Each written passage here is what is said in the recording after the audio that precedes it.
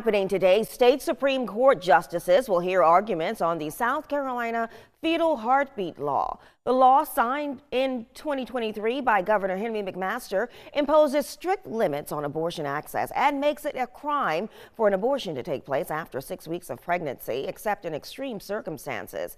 Planned Parenthood is challenging the heartbeat law for the third time, saying that a baby's heart begins beating at 9 weeks instead of 6.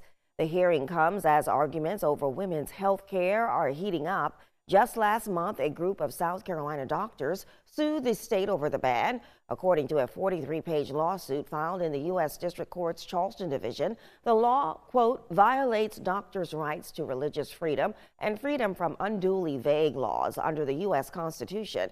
And South Carolina legislators are set to take up a controversial piece of legislation called the Prenatal Equal Protection Act, which would classify abortion as homicide.